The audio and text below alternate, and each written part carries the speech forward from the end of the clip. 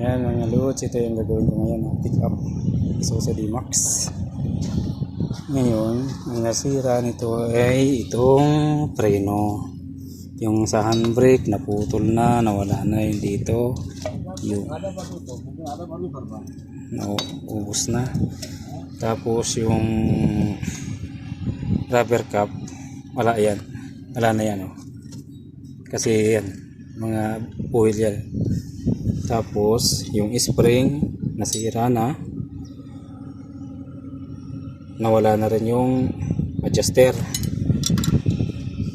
Yung isang spring napudpud na, oh. Wala na.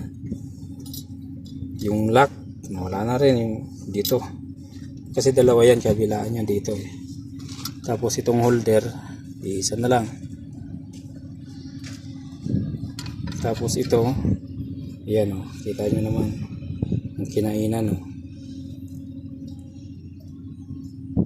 Kinain na.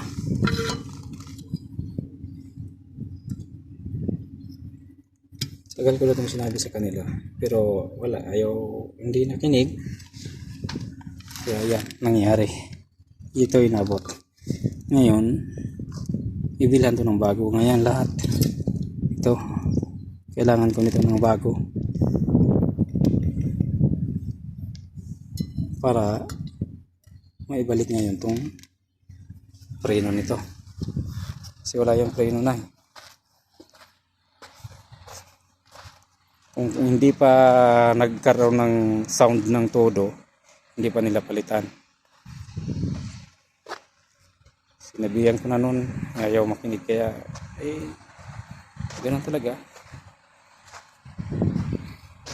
Sila yung ano, eh, kumbaga ano ba ang tawag, modern, ano ba sa atin, nakalimutan ko na.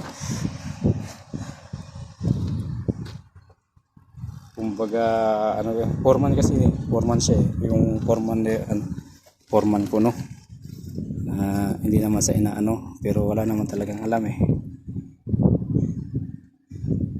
Kaya ito ang problema nito. So ngayon, re-requestan ko to, ito yung spring, para balik ko. Sige, sana bilan bukas, kung ngayon, kasi maaga pa naman, pagkabilan nila. Yan, Isuzu